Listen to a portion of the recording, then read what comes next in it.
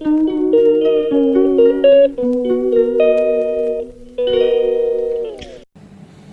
అండి. ఈరోజు నెత్తళ్ళు అండి. ఇవి ఎండు నెత్తళ్ళు అంటారు. ఈ నెత్తళ్ళు కాలీఫ్లవరు కలిపి కూర చేస్తున్నా. దాంట్లో వేయడానికి ఒక 3 టమాటాలు అండి, కొంచెం ఉడకబెట్టేసాను గ్రేవీగా వస్తుందని. ఇంకా ఉల్లిపాయలు పచ్చిమిర్చి కట్ చేస్తాను. ఇదిగో ముందుగా ఆయిల్ వేస్తాను. ఆయిల్ వేడెక్కిందండి. ఇప్పుడు ఆవాలు జీలకర్ర వేస్తాను. ఇప్పుడు ఉల్లిపాయ ముక్కలు వేసాలి. ఉల్లిపాయ ముక్కలు వేగాలి కొంచెంసేపు. అల్లం వెల్లుల్లి పేస్ట్ కొంచెం వేసాను. ఇది కొంచెంసేపు వేగాలి. కొంచెం పసుపు వేసానండి. ఇప్పుడు ఇది శుభ్రంగా కడిగేసిన నెత్తళ్ళు వేసుకోవాలండి. ఇదిగండి ఎండి నెత్తళ్ళు వేస్తాం కదండి, కొంచెంసేపు వేగాలి. కాలీఫ్లవర్ వేడి నీళ్ళలో కడుగుతున్నాండి, అందుకే వేడి నీళ్ళు పెట్టేస్తాను. ఆ నీళ్ళే వేస్తాను, ఏమైనా పురుగు ఏమి ఉంటే పోతుందని. ఇదిగండి ఇందులో వాటర్ మొత్తం పంపిస్తాను. ఇప్పుడు దీంట్లో వేసాలి కాలీఫ్లవరు.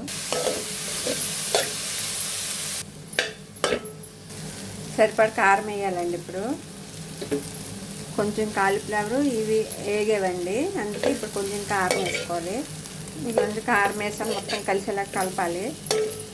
కొంచెం వాటర్ వేసానండి కారం వేసినాక వేగిన తర్వాత, ఎందుకంటే ఇవి ఉడుకుతాయని, లేకపోతే ముందు టమాటాలు వేస్తే ఉడకదని కొంచెం వాటర్ వేసాను.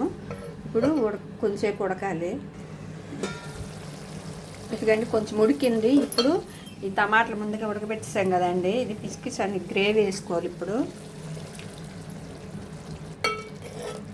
ఇదిగండి గ్రేవీ, ధనియాలు జీలకర్ర పొడి, సరిపడా ఉప్పు. ఇప్పుడు అవన్నీ వేసాం కదండి, కలిసేలా కలిపేసి కొంచెంసేపు ఉడకనిచ్చేసి చాలండి. ఇట్లా గ్రేవీ లాగా ఉన్నా బాగుంటుంది కూర. ఇదిగండి కూర ఉడికిపోయింది. ఇలా గ్రేవీగా ఉంటే బాగుంటుంది. చివరిగా కొత్తిమీర వేసేసి స్టవ్ ఆఫ్ చేసేయడమేనండి. టేస్ట్ అయితే చాలా బాగుంటుంది. వేడివేడి రైస్లో చాలా బాగుంటుందండి. మీకు కానీ వీడియో నచ్చినట్లయితే లైక్ చేయండి, షేర్ చేయండి, ప్లీజ్ సబ్స్క్రైబ్ చేసుకోండి. థ్యాంక్ యూ అండి.